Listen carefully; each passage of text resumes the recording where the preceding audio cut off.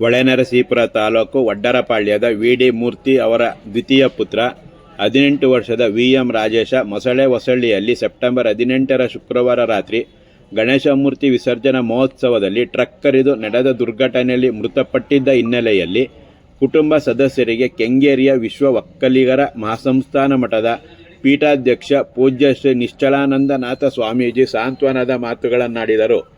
ಗಣೇಶ ಮೂರ್ತಿಯ ವಿಸರ್ಜನಾ ಮಹೋತ್ಸವದಲ್ಲಿ ನಡೆದ ದುರ್ಘಟನೆಯಲ್ಲಿ ಮೃತಪಟ್ಟ ಯುವಕರು ಮುಂದಿನ ದಿನಗಳಲ್ಲಿ ಕುಟುಂಬಕ್ಕೆ ಆಸರೆಯಾಗುತ್ತಿದ್ದರು.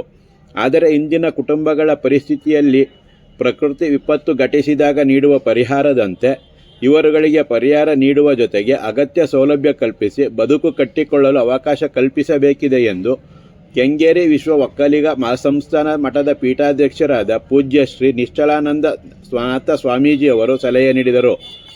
ನಂತರ ಮಾತನಾಡಿ, ಮೊಸಳೆ ಹೊಸಳ್ಳಿ ದುರ್ಘಟನೆಯಲ್ಲಿ 10 ಯುವಕರು ಮೃತಪಟ್ಟಿದ್ದು, ಇವರುಗಳ ಕುಟುಂಬದ ಕನಸುಗಳು ನಾಶವಾಗಿದೆ ಮತ್ತು ಮುಖ್ಯ ರಸ್ತೆಯಲ್ಲಿ ಹೋಗುವ ಓರ್ವ ಚಾಲಕ ನಿರ್ಲಕ್ಷ್ಯತನ ತೋರಿದರೆ ಅಮಾಯಕ ಜನರ ಬದುಕು ಹೇಗೆ ಜರ್ಜರಿತವಾಗುತ್ತೆ ಎಂಬುದನ್ನು ಕಾಣಬಹುದು.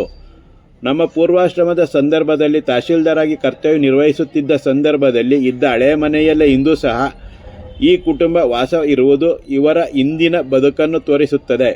ಇಂತಹ ಕೆಟ್ಟ ಪರಿಸ್ಥಿತಿಯಲ್ಲಿ ಜೀವನ ನಡೆಸುತ್ತಿರುವ ಕುಟುಂಬಕ್ಕೆ ಆಸರೆಯಾಗಿ ರಾಕೇಶ ಗಾರೆ ಕೆಲಸ ಮಾಡಿಕೊಂಡು ಡಿಗ್ರಿ ವ್ಯಾಸಂಗ ಮಾಡುತ್ತಿದ್ದರು ಎಂದು ಕುಟುಂಬದ ಸದಸ್ಯರು ತಿಳಿಸಿದ್ದಾರೆ.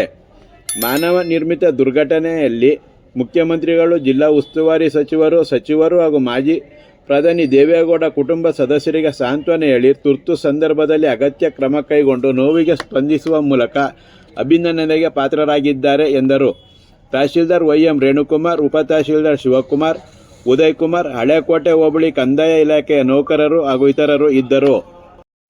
ನಮ್ಮ ರಾಜ್ಯದಲ್ಲಿ ಅತ್ಯಂತ ಬೆದರಾಯಿಕವಾದಂಥ ಒಂದು ಘಟನೆ ನಮ್ಮ ಮೊಸಳೆ ಹೊಸಳ್ಳಿಯಲ್ಲಿ ಮೊನ್ನೆ ಶುಕ್ರವಾರದಂದು ಗಣೇಶ ಮೂರ್ತಿ ವಿಸರ್ಜನೆ ವೇಳೆಯಲ್ಲಿ ಗ್ರಾಮಸ್ಥರು, ಯುವಕರು ಮತ್ತು ಭಕ್ತರು ಗಣೇಶ ಮೂರ್ತಿಯನ್ನು ವಿಸರ್ಜನೆ ಮಾಡುವಂಥ ಸಂದರ್ಭದಲ್ಲಿ ಒಬ್ಬ ಚಾಲಕನ ನಿರ್ಲಕ್ಷ್ಯತೆಯಿಂದಾಗಿ ಅಮಾಯಕರ ಮೇಲೆ ಭಾರಿ ಹರಿದು ಅದರ ಯುವಕರು, ಭಾಳ ದುಡಿಯುವಂಥ ಒಂದು ಯುವಕರು, ವಿದ್ಯಾಭ್ಯಾಸ ಮಾಡ್ತಿದ್ದಂಥ ಯುವಕರು ಮತ್ತು ಇಂಜಿನಿಯರಿಂಗ್ ವಿದ್ಯಾರ್ಥಿಗಳು ಆಕಸ್ಮಿಕವಾಗಿ ಆ ಒಂದು ದುರ್ಘಟನೆಯಲ್ಲಿ ಮರಣ ಹೊಂದಿರೋದು ಭಾಳ ನೋವಿನ ಸಂಗತಿ. ಅದು ವಿಶೇಷವಾಗಿ ನಮ್ಮ ಹೊಳೆನರಸೀಪುರ ತಾಲೂಕು ಮತ್ತು ಹಾಸನ ತಾಲೂಕಿನ ಅನೇಕ ಯುವಕರು ಅವ್ರ ಮನೆಯಲ್ಲಿ ಒಬ್ಬರು ಮಕ್ಕಳಿದ್ದರು, ತಂದೆ ತಾಯಿಗಳಿಗೆ ಅವರೇ ಆಸರೆ ಆಗಿದ್ದು, ಅವನ್ನೆಲ್ಲ ಕಳ್ಕೊಂಡಂತೂ ಭಾಳ ದುಃಖದ ಸಂಗತಿ. ಆ ಘಟನೆ ನಡೆಯಬಾರ್ದಾಗಿತ್ತು. ಮುಖ್ಯ ರಸ್ತೆಯಲ್ಲಿ ಹೋಗುವಂಥ ಒಬ್ಬ ಚಾಲಕ ನಿರ್ಲಕ್ಷ್ಯತನ ತೋರಿದರೆ ಅಮಾಯಕರ ಬದುಕು ಏನಾಗುತ್ತೆ ಅಂತ ಉದಾಹರಣೆ. ಇದು ಕೂಡ ಒಂದು ರೀತಿ ಕಲಾಮಿಟಿ ಟೈಪು, ಒಂದು ಮ್ಯಾನ್-ಮೇಡ್ ಕಲಾಮಿಟಿ, ಅಂದರೆ ಮಾನವ ನಿರ್ಮಿತ ದುರ್ಘಟನೆಯನ್ನು ಕರಿತೀವಿ. ಅದನ್ನು ಈಗಾಗಲೇ ರಾಜ್ಯ ಸರ್ಕಾರವು ಕೂಡ ಒಪ್ಪಿಕೊಂಡು ಮಾನ್ಯ ಮುಖ್ಯಮಂತ್ರಿ ಸಾಮಾನ್ಯ ಮಾಜಿ ಪ್ರಧಾನಮಂತ್ರಿ ದೇವೇಗೌಡರು ಹಾಗೆ ಹಾಸನ ಜಿಲ್ಲೆಯ ಉಸ್ತುವಾರಿ ಸಚಿವ ಕೃಷ್ಣಬೈರೇಗೌಡರು ಸ್ಪಂದಿಸಿ ಮೃತರ ಮನೆಗಳಿಗೆ ಭೇಟಿ ಕೊಟ್ಟು ಅವರಿಗೆ ಏನು ಗಾಯಾಳುಗಳಿಗೆ ಚಿಕಿತ್ಸೆ ಕೊಡಿಸಬೇಕು, ಹೆಚ್ಚಿನ ಚಿಕಿತ್ಸೆ ಕೊಡಿಸಲಿಕ್ಕೆ ಬೆಂಗಳೂರಿಗೆ ಕಳಿಸಬೇಕು ಮತ್ತು ಗಾಯಾಳುಗಳಿಗೆ ಅವರ ಮನೆಯವರಿಗೆ ಹಾಗೆ ಮೃತರಾದಂಥವ್ರ ಮನೆಯವರಿಗೆ ಸಾಂತ್ವನ ಹೇಳಬೇಕು, ಅದನ್ನು ಕೂಡ ಮಾಡಿದ್ದು ಭಾಳ ಒಂದು ವಿಶೇಷವಾದ ಸಂತೋಷ. ತಕ್ಷಣ ಸರ್ಕಾರ ಸ್ಪಂದಿಸಿ ಅವರನ್ನು ಸಂತೈಸಿದ್ದು ಮತ್ತು ಅವರ ಮೃತರ ಆತ್ಮಕ್ಕೆ ಶಾಂತಿ ಕೋರಿದ್ದು ಕೂಡ ಒಂದು ಒಳ್ಳೆಯದು. ಆದರೆ ನಾವು ಸರ್ಕಾರಕ್ಕೆ ವಿನಂತಿ ಮಾಡ್ಕೊತೀವಿ. ನಾವು ಇಲ್ಲೇ ಪೂರ್ವಾಶ್ರಮದಲ್ಲಿ 2008-09 ತಹಶೀಲ್ದಾರ್ ಆಗಿ ಕೆಲಸ ಮಾಡ್ತಿದ್ವಿ. ಇವತ್ತು ಕೂಡ ಅವರು ಅದೇ ಕಷ್ಟದಲ್ಲಿ, ಅದೇ ಬಡತನದಲ್ಲಿ ಜೀವನ ನಡೆಸ್ತಾರೆ ಅಂತ ನೋಡಿದ್ರೆ ಭಾಳ ನನಗೆ ಕಣ್ಣಲ್ಲಿ ನೀರು ಬರುತ್ತೆ.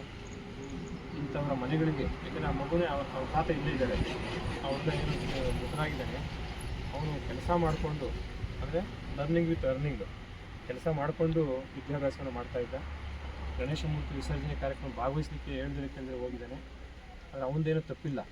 ಆ ಲಾರಿ ಮತ್ತು ಲಾರಿ ಡ್ರೈವರ್ದು ಒಂದು ತಪ್ಪಿರೋದ್ರಿಂದ ಪಾಪ ಅವರು ಎಷ್ಟು ಕಡುಬಡವರಿದ್ದಾರೆ. ಹಾಗೆ ನಾನು ಮಾನ್ಯ ಮುಖ್ಯಮಂತ್ರಿಗಳಿಗೆ ವಿನಂತಿ ಮಾಡ್ಕೊಳ್ತೀನಿ, ನ್ಯಾಚುರಲ್ ಕಲಾಮಿಟಿ ಅಡಿನಲ್ಲಿ ಏನು ಮೃತರಾದವರಿಗೆ ನಾವು ಸೌಲಭ್ಯವನ್ನು ಕೊಡ್ತೀವಿ, ಈ ಪ್ರಕರಣಗಳನ್ನ ವಿಶೇಷವಾಗಿ ಪರಿಗಣಿಸಬೇಕಾಗುತ್ತೆ. ಯಾಕೆಂದರೆ ಈಗ ಮೃತರಾದಂಥವ್ರು ಎಲ್ಲರೂ ಕೂಡ ಯುವಕರು, ಯಂಗರ್ ಜನರೇಷನ್, 21, 22, 23 ವಯಸ್ಸಿನಲ್ಲಿ 9 ಜನ ಮೃತರಾಗಿದ್ದು ಭಾಳ ದುರ್ದೈವ.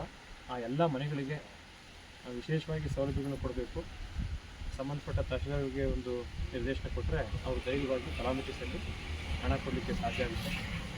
ನಮ್ಮ ಹಾಸನ ಜಿಲ್ಲಾ ಉಸ್ತುವಾರಿ ಸಚಿವರು ಕೃಷ್ಣ ಬೈರೇಗೌಡರು ಅತ್ಯಂತ ಶಿಸ್ತಿನ ಸಚಿವರು.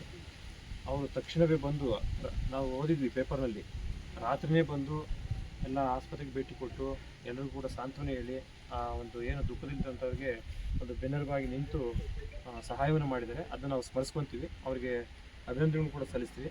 ಆದರೂ ನಮಗೆ ಇಲ್ಲಿನ ಅನುಭವ ಇದ್ದಿದ್ದರಿಂದ, ಹೊಳೆನರಸೀಪುರದಲ್ಲಿ ಅನುಭವ ಇದ್ದಿದ್ದರಿಂದ ಅವತ್ತು ಏನು 8-9 ಮನೆಗಳಿದ್ವು ಅದೇ ರೀತಿ ಮನೆಗಳಿಗೆ ವಾಸ ಮಾಡ್ತಾರೆ. ಅದನ್ನು ನೋಡಿದಾಗ ನಮಗೆ ಬಹಳ ಕರುಳು ಕಿತ್ತು ಬರುತ್ತೆ. ಹಾಗಾಗಿ ಈ ಮನೆಗಳಿಗೆ ಇನ್ನೂ ಹೆಚ್ಚಿನ ಸಹಾಯ ಮಾಡಬೇಕು.